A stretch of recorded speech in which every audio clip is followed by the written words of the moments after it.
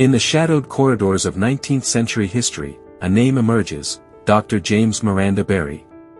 One of the boldest surgeons of the era, a legend of the British Army. He saved lives with cesarean sections, reformed prisons, and left his mark across 4 continents of the empire. Yet, a secret he guarded for decades would shake the world after his death. This truth will leave you stunned. Born in 1789 in Cork, Ireland, Barry was a soul bound by chains. Poverty, family tragedies, and the rigid rules of the time threatened his dreams. But his intellect and courage propelled him from Edinburgh's medical school to the pinnacle of the British Army. In Cape Town, he worked miracles, fighting for slaves and the mentally ill. His short stature, high-pitched voice, and pet goat and dogs made him an eccentric figure. His temper was infamous. He shouted at superiors, engaged in duels, and even scolded Florence Nightingale. Every triumph was shadowed by rumors, his close friendship sparked gossip, his mannerisms raised suspicions. What was Barry's secret? The truth revealed after his death would transform medical history and society. James Barry was born around 1789 in Cork, Ireland. His father, Jeremiah Bulkley, was a butcher and weights inspector. His mother, Mary Ann, was the sister of the renowned painter James Barry R.A. As a Catholic family, they faced the pressures of anti-Catholic laws. Jeremiah fell into debt and was imprisoned in Dublin's Marshalsea prison. The family plunged into poverty. Barry displayed a brilliant mind, but the era's rules restricted his ambitions.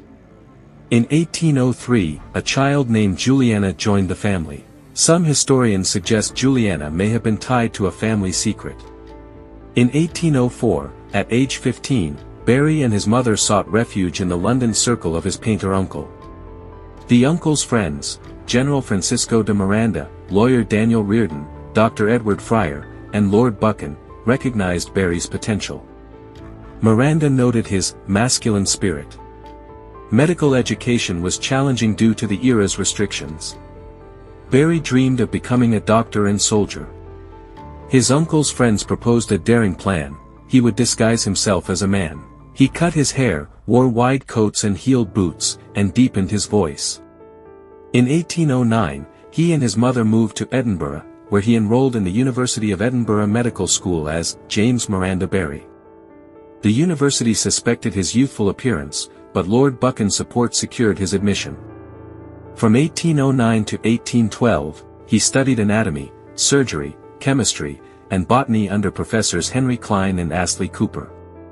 In 1812, he presented a thesis on femoral hernia, filled with Latin and Greek references, earning his MD degree.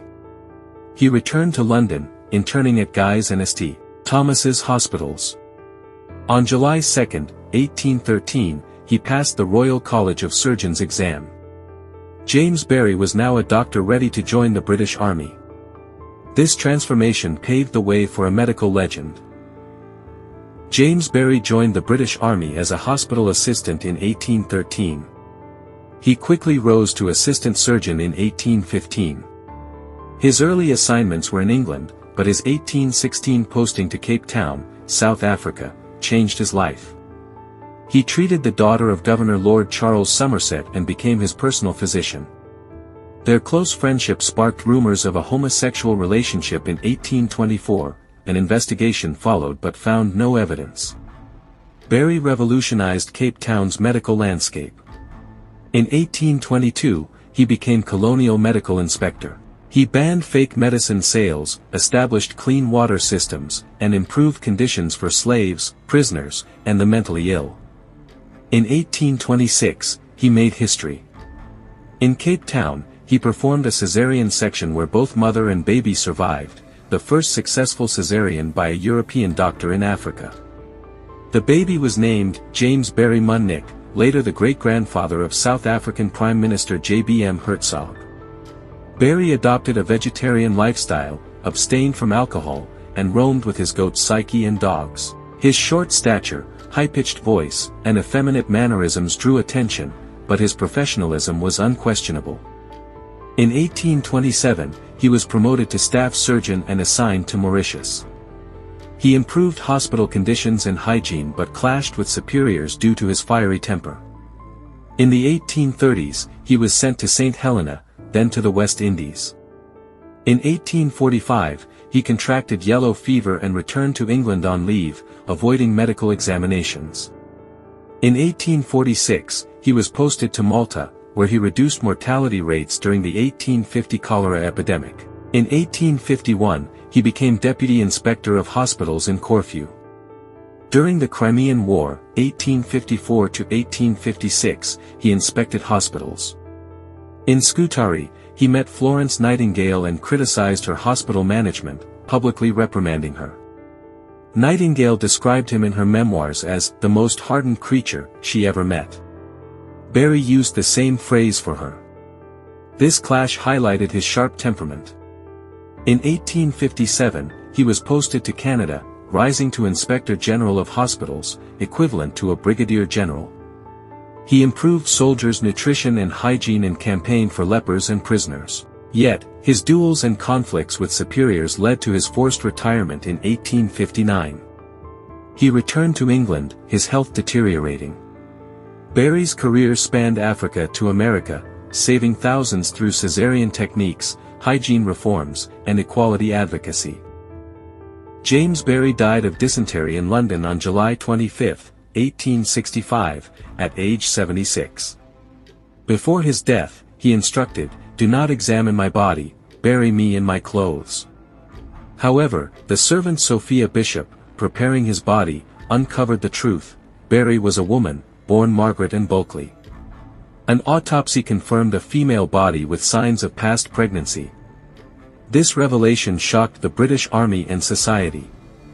The army tried to suppress the secret, and Barry's rank was posthumously reduced. Some speculated he was intersex, but most historians agree he was a woman. The revelation sparked debates. His relationship with Lord Somerset was re-examined, homosexual rumors shifted to gender discussions. Barry's life inspired books and documentaries. A film project starring Rachel Weisz emerged. Today, Barry is seen as a feminist icon. His caesarean techniques advanced modern surgery. His hygiene reforms lowered hospital mortality rates. He championed women's medical education and fought for slaves and the mentally ill, making him a timeless hero. James Barry's life was a saga of secrets and triumphs. Born in 1789 in Ireland, he defied gender barriers by disguising himself as a man. He studied medicine in Edinburgh and served in the British Army across Africa to America. In Cape Town, he made history with a caesarean section, and his hygiene reforms saved thousands. He fought for slaves, prisoners, and the mentally ill. His fiery temper, duels, and clash with Florence Nightingale made him notorious. In 1865, his death unveiled his secret. This truth shook society, but Barry's legacy endures. His caesarean techniques, hygiene reforms, and equality advocacy shaped modern medicine and society. He paved the way for women doctors and became a voice for the marginalized. James Barry remains a symbol of resilience and courage in the annals of history. If you enjoyed this, please like and subscribe. Share your thoughts on this story in the comments.